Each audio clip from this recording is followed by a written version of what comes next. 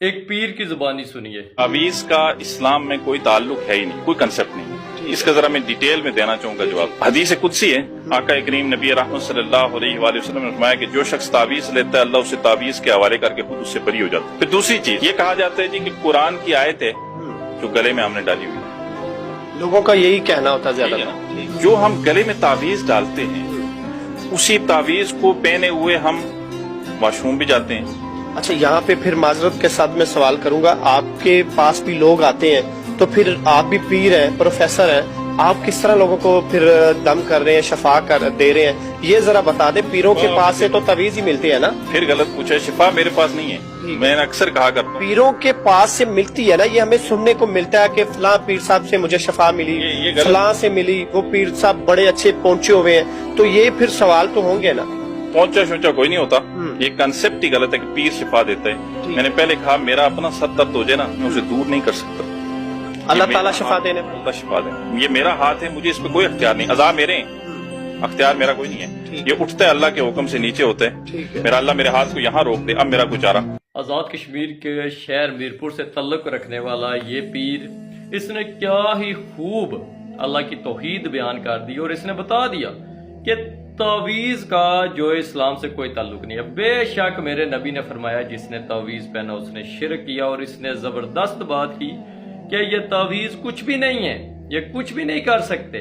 پھر جب اینکر نے پوچھا کہ آپ پیر تو شفا دیتے، دم کرتے، تو اس نے کہا کوئی شفا نہیں، یہ غلط سوال آپ نے پوچھا ہے، شفا ہمارے اختیار میں نہیں ہے، شفا دینے والا کون ہے؟ اللہ دینے والے۔ اور اس نے ایک اور بات کہی بڑی زبردست کہ اگر میرے سر میں بھی درد ہو جائے تو میں اس کو دور نہیں کر سکتا، اور اگر میں ایسے ہاتھ کروں تو اللہ چاہے تو اس کو ادھر ہی کھڑا کر دے، میرے ہاتھ کو ایسے ادھر ہی کھڑا کر دے، ہل نہ پائے۔ کیا زبردست اس بندے نے توحید بیان کی۔ اور جو ڈونگی پیر بیٹھے ہوئے لوگوں کے مال لوٹنے والے، عزتوں کے ساتھ کھیلنے والے، ان کو اس نے بتا دیا کہ کوئی کچھ نہیں کر سکتا، ان کو بھی اس نے پیغام دے دیا کہ یہ جو دکانیں کھولی ہوئی ہیں یہ بند کرو، لوگوں کے مال کے ساتھ نہ کھیلو، عزتوں کے ساتھ نہ کھیلو، یہ ڈرامے بازیاں چھوڑ دو۔ یہ پیغام دیا اللہ کی توحید کا اس بندے نے۔ اللہ تعالیٰ اس کو صحت دے، زندگی دے، اور توحید پر اور مضبوط کرے۔ یہ بھی ایک پیر خود کو کہنے والا بندہ ہے، اور اس کے پاس بھی لوگ جاتے ہیں، اور یہ بندہ آگے سے کیا کہتا ہے کہ اللہ کے قرآن کو پڑھو، ٹرانسلیٹ کرو، احادیث کا مطالعہ کرو، جو ہمارے لیے حجت ہے، ہم کچھ بھی نہیں کر سکتے، ہم کچھ بھی نہیں کر سکتے۔ آپ اللہ کو یاد کرو، اللہ سے دعائیں کرو، نماز پڑھو، اللہ سے مدد مانگو۔ یہ بندہ کہتا ہے، اس کے اور بے شمار بیان ہے اس بندے کے۔ یہ توحید پرست بندہ ہے، لوگوں کو توحید کی دعوت دیتا ہے، اور ڈونگی پیروں کو اس نے واضح بتا دیا، پیغام دے دیا کہ ہمارے اختیار میں کچھ نہیں ہوتا، ہم اپنی جان کا ذات خاص کے لیے کسی اختیار کا نہیں رکھتے، تمہارے لیے کیا رکھیں گے۔ اور ان لوگوں کو میں آج پیغام دینا چاہتا ہوں، اسی بندے کی مان لیں، ہماری تو نہیں مانتے، اس پیر کی مان لیں، جن کے پاس دڑا دڑ جاتے ہو، اسی بندے کی مان لو، اور یہ خود نہیں کچھ کر سکتے پیر، تو تمہیں کیا دیں گے، جیسا کہ انہوں نے ابھی بتا دیا۔ اور تم لوگ اتنے جاہل لوگ ہو جو ان ڈونگی پیروں کے پاس جاتے ہو، جو تمہارا مال لوٹتے ہیں اور تمہیں اللہ کے رستے سے دور کرتے ہیں، جو اس طرح کے بھی پیر ہیں بن کے بیٹھے ہوئے، تو وہ جا کے تم ان کو فائدہ دے رہے ہو، وہ تمہیں نہیں دے سکتے، تم اپنی جیبوں سے نکالتے ہو پیسے، محنت کرتے ہو، دن رات محنت کر کے کمایا مال، اور جا کے خود سے ان کو دے دیا۔ اگر ان کے اختیار میں کچھ ہو تو وہ تمہیں دے نا، تمہارے حالات کو ٹھیک کر دیں، تمہاری مصیبتیں دور کر دیں، وقت کو پھیر دے، تمہارے حالات چینج کر دے۔ تو تم ان کے حالات جا کے کر رہے ہو، تم اپنی جیب سے پیسہ نکال کے ان کو دیتے ہو، جس سے وہ گاڑیاں بھی خرید رہے ہیں، پراپرٹیاں بھی بنا رہے ہیں، زمینیں بھی خرید رہے ہیں، اور بڑے بڑے پلازے بھی بنا رہے ہیں، اور بڑی بڑی گاڑیوں میں عیش و عشرت سے بیٹھے ہوئے ہیں، کر رہے ہیں۔ کس کا پیسہ لوٹ کے؟ تم لوگوں کا پیسہ۔ عقل کے اندر کس طرف جا رہے ہو؟ تم لوگوں کا، جو تم لوگ کر رہے ہو، اپنی محنت کا پیسہ جا کے کما کے ان کو دے رہے ہو، وہ کچھ بھی نہیں کر سکتے۔ اگر وہی پیسہ مسجد کے گلے میں جا کے ڈالا ہوتا نا، مسجد کے اندر کہیں پر مسجد کے کام میں لگا دیا ہوتا، تو اس کا اجر تمہیں دنیا میں بھی مل جاتا اور آخرت میں بھی مل جاتا۔ وہی مال اگر کسی غریب کو صدقہ دیا ہوتا تو وہ تمہارے لیے بڑھا چڑھا کے اللہ تعالیٰ تم کو دیتا تھا، دنیا میں بھی فائدہ تھا اور آخرت میں بھی تھا۔ لیکن تم نے وہ مال کدھر ضائع کیا؟ شرک کے اوپر۔ جس گناہ کی معافی نہیں ہے، جہاں پر شرک ہو رہا ہے، شخصیت پرستی، لوگوں کو زندوں اور مردوں کو سجدے کیے جا رہے، ان سے دعائیں مانگی جا رہی ہے، مددیں مانگی جا رہی ہے، جو اپنی مدد نہیں کر سکتے، اپنی مدد نہیں کر سکتے، اپنی مصیبتوں کو دور نہیں کر سکتے، اپنی اولاد پر کوئی مصیبت آ جائے اس کو دور نہیں کر سکتے، ان سے تم لوگ جا کے فریادیں کر رہے ہو۔ تو جو اللہ کی عبادت تھی، نماز کا تمہیں علم ہی نہیں ہے، نماز میں سجدوں میں اللہ سے دعائیں مانگو، تمہارے حالات نہیں ٹھیک، تمہاری اولاد نہیں ہو رہی، اللہ سے دعائیں مانگو، اللہ دینے والے، نہ بھی دے تو الحمدللہ، اس میں بھی اللہ کی مصلیت ہے، حکمت ہے، شکر کرو اللہ کا، اللہ بہتر جانتا ہے، اللہ وہی کرتا جو تمہارے حق میں بہتر ہے، ہمارے حق میں بہتر ہے، اللہ برا نہیں کرتا، اللہ تو ہم پہ مصیبت نہیں ڈالتا، وہ تو ہمارے ہاتھوں کی کمائی ہے جو ہم خود کرتے ہیں مال، اس کی وجہ سے ہمارے اوپر آتے ہیں طرح طرح کے عذاب، مصیبتیں، اسی وجہ سے جو ہم شرک کر رہے ہیں، بدعت کر رہے ہیں۔ آج کہتے ہیں حالات ٹھیک نہیں ہے، اللہ سے مانگا ہوتا تو حالات ٹھیک ہوتے نا، سکون آتا نا کوئی دل کے اندر۔ جب اللہ کو چھوڑ کے غیروں کے در پہ جا کے ٹھوکرے کھاؤ گے، سجدے کرو گے، غیروں سے دعائیں مانگو گے، ان کی عبادت کرو گے، تو پھر تم ذلیل ہوگے، اس دنیا میں بھی آخرت میں بھی ذلیل ہوگی، پھر اللہ تم سے راضی نہیں ہو سکتا، کیونکہ اللہ تعالیٰ اسی گناہ کو واضح فرماتا ہے، اس گناہ کے بارے میں تائید کرتا ہے، تاکید کرتا ہے اللہ تعالیٰ کہ میں اس کو معاف نہیں کروں گا، اس شرک کو میں نہیں معاف کروں گا، اس کے علاوہ جو چاہوں گا معاف کروں گا، لیکن شرک کی معافی بالکل بھی نہیں دوں گا۔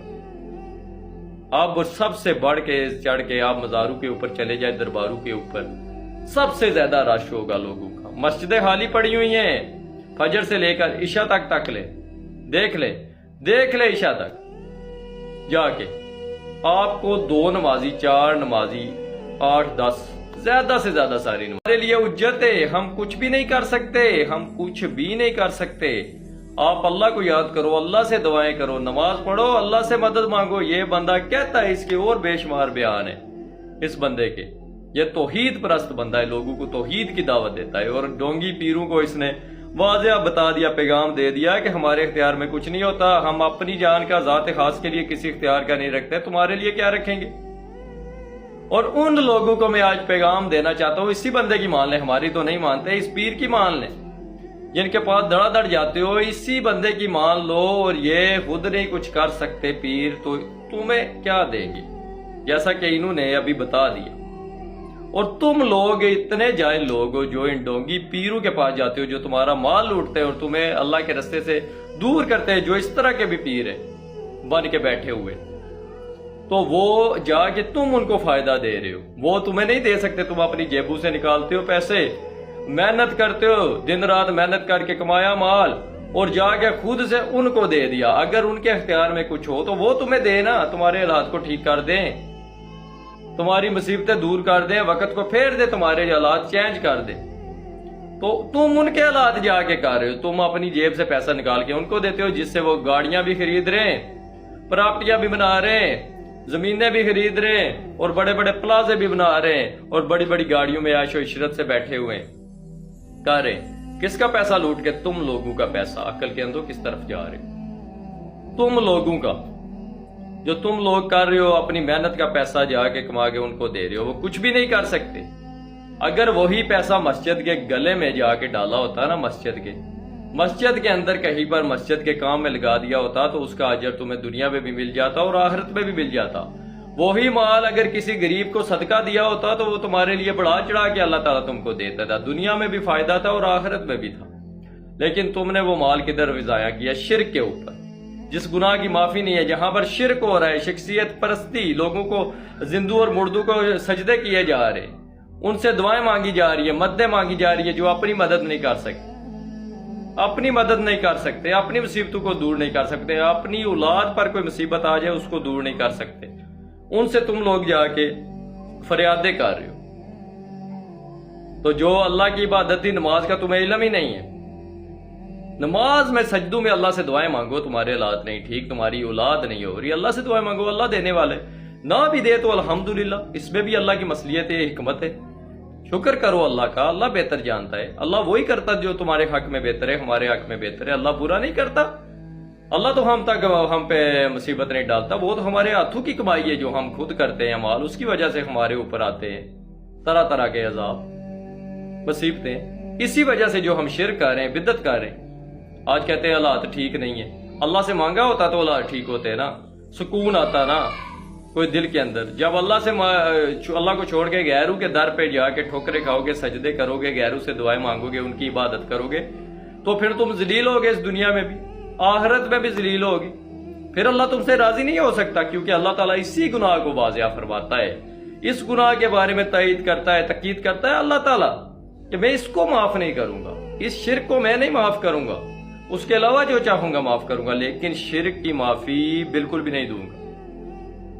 آپ وہ سب سے بڑھ کے چڑھ کے آپ مزاروں کے اوپر چلے جائے, درباروں کے اوپر سب سے زیادہ رش ہوگا لوگوں کا. مسجدیں خالی پڑی ہوئی ہیں, فجر سے لے کر عشاء تک لے, دیکھ لے عشاء تک جا کے آپ کو 2 نمازی 4 نمازی 8 10 زیادہ سے زیادہ ساری نماز.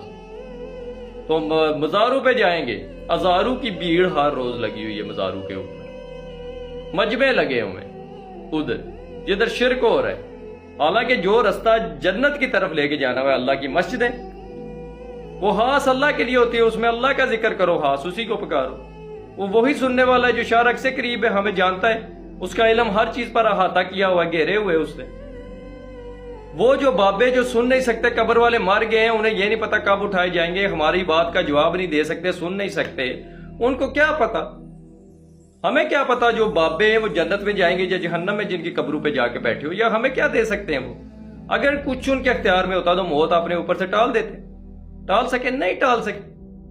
تو تم لوگ کدھر جا رہے ہو, اللہ کو چھوڑ کر کیوں ان کی پوجا پاٹ کر رہے ہو, ان کے پیچھے لگے ہوئے ہو. اب اس بندے نے جو بات کہی بالکل پرفیکٹ کہی, اس بندے نے واضح کر دیا, ہم کچھ بھی نہیں کرنے والے, ہم اپنے سر کا درد نہیں دور کرنے والے. اب جو ان کے آگے بیٹھے ان کو سمجھ جانی چاہیے